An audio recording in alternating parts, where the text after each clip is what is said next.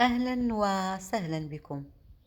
اليوم جيت نتحدث معكم شوية في داكشي اللي وقع ما بين أولمبيك أسفي واتحاد العاصمة الكرغولي اللي بالمناسبة كنهنئ أولمبيك أسفي أنهم وصلوا لهذه المرحلة نصف النهائي الكونفدرالية الإفريقية، وهذا في حد ذاته إنجاز لأول مرة في التاريخ، وإن شاء الله المزيد من التألق والعطاء. المهم تحدثت دابا على الشغب اللي وقع. اشنو وقع؟ ان الجماهير ديال اتحاد العاصمه، ولا ما نقدرش نقول جماهير، نقدر نقول هاجيج، نقول هماج، لانه قبل دقائق قبل انطلاق المباراه وما كاين حتى شي سبب بدات الصحفيين كيتفاجئوا بدخول العناصر من هاد الجماهير الى ارضيه الملعب، ودخول بالكراسي والضرب والشغب ويضربوا الصحفيين بدون سبب. شنو زعما؟ لانه يمكن كانوا ناويين يديروا شي حاجه اكثر. وعلاش استهدفوا الصحفيين؟ كانوا كيظنوا ان الصحفيين بوحدهم اللي عندهم الكاميرات، وانه ما كاينش التصوير، وانه كيتسحبوا واش جالسين في الزريبه ديالهم. وهذا الشيء صراحه ماشي غريب، لان الجماهير الكرغوليه عندها تاريخ حافل ديال البلطجه.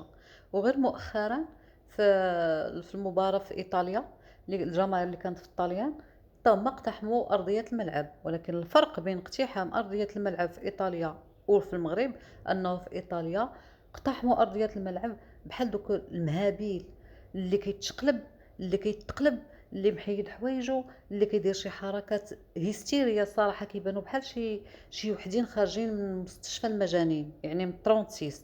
اما في المغرب خارجين كيضربوا الشغاب، يعني عندهم واحد النيه مبيته باش ما تكونش المباراه، وباش يخسروا المباراه ويخسروا صوره المغرب. لان الهدف ديالهم هما هو انه علاش المغرب ينظم كاس العالم 2030، والمخططات ديالهم باينه. لانه داكشي اللي وقع لنا في كاس افريقيا في النهائي مع الجمهور السنغالي اللي كان موالي ليه الجمهور الجزائري، او باعاز من الجزائر من دوله الكبرانات، لانه باينه ان دوله الكبرانات اللي كتخسر فلوس كثيره، كتخسر فلوس لا على اعلام لا على ناس كتعطي فلوس باش تخسر لينا الصوره ديال المغرب. ولكن الصوره ديال المغرب ما عمرها تخسر، لان الحق دائما كيبان. المهم، وهذا الشيء باين لانه حتى بعض الصحافه المصريه الان كتخرج وكتهضر على الجماهير ديال اولمبيك اسفي، كيهضروش على الجماهير ديال البلطجه والبلطجيين اللي خارجين كيضربوا عباد الله بالكراسي، وما عرفت الله اعلم اللي في يديه شي حاجه ما كيضرب بها، بحال جالسين حنا ماشي جالسين في مباراه كره القدم، بحال كيصفوا حسابات. والله الله اعلم شنو هو التفكير ديالهم اللي كانوا كيفكروا به ديك الساعه، واللي هما اصلا دائما عقليه خامجه، عقليه همجيه.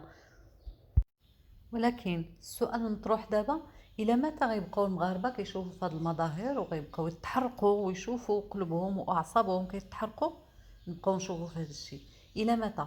خصوصا انه تظاهرات ان شاء الله جايه في المستقبل ومنظمها المغرب وغادي يعاودوا يجوا للمغرب. يعني خصنا حل هذا الشيء، اما دار فيزا الكترونيه باش نعرفوا شكون اللي داخل وشكون اللي خارج وشكون منهم هما من هاد الجماهير الكرغوليه، اما غنديروا كما كيديروا حتى هما، كيمنعوا الجماهير ديالنا باش ما يمشوش يلعبوا عندهم في الجزائر. يعني المعامله بالمثل، لان داك الخير حتى يغلب خير شره. ما هذه ما كتمشاش مع هاد العقليه ديالهم هما، لانهم واحد النوع، لان خصك تعطيه العصا واحد النوع اللي خصك يعني العصا ماشي مفهوم العصا، يعني واحد النوع اللي خصك تتعامل معاه بنفس المعامله ديالو او اكثر، يلا باش يولي يحترمك. لانه هما الظرافات والتعامل الزوين الرقي، لانه كره القدم خص الانسان يكون راقي، التفكير ديالو راقي، تكون عنده روح رياضيه. هذاك الرقي ما كيمشيش معاهم، ما كيفهموش، لان هما اصلا ما مولفينوش، لان هما اصلا في بلادهم كابرين على هذا الشيء. لانه غير الرئيس ديالهم تيقول لهم كيقول لهم راني نهضر معاك ولكن شاد حجره في يدي. يعني راه ضروري منا ما خصهم العصا لمن يعصى. هادشي هذه العقليه ديالهم، ما يمكنش يجي واحد مغربي غيفكر العقليه ديال واحد جزائري، لانه هما ديك البلاصه ديك الزريبه فين عايشين، هادي ديك عايشين بنفس العقليه، كلهم عندهم نفس العقليه. ما يمكنش، لان الانسان اللي حاكمينه كيتعاملوا معاه بحال هكا. ما عندهم ديمقراطيه، ما كاين حقوق انسان، ما كاين حريه التعبير، ما كاين حتى هادشي. يعني فاش يجي للمغرب ولا يمشي لاوروبا ولا يمشي لشي بلاصه، كيشوف شي ملعب كبير، كيشوف فضاء واسع، كيشوف كيفاش من تما كينطلق، كيبين على الهبل ديالو، كيبين على البلطجيه ديالو. ولهذا من هذا المنطلق على المغاربه خصهم يعرفوا انهم يفيقوا، ويعرفوا بان هاد الدوله كتعتبرنا اعداء وكتعتبرنا دوله عدو. وراه قالها رئيس الاركان ديالهم بلا ما نذكر سميتو، كيقول لك الدوله العدو. يعني هاد الناس ما عمر التفكير ديالهم غادي يتغير. هذه من جهه. والمغرب كيضرهم بزاف داك التطور، وهذا التطور والتقدم، خصوصا الامن المغربي. تصوروا بان في كاس افريقيا، في كاس العالم قطر، تمت الاستعانه بالامن المغربي. في اولمبياد باريس تمت الاستعانه بالامن المغربي. وفي كاس العالم اللي غادي تنظم في 2026 في امريكا، تم كذلك سيتم الاستعانه بالامن المغربي.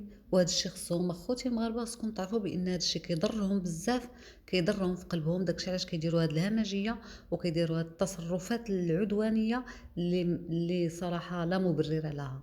الى اللقاء.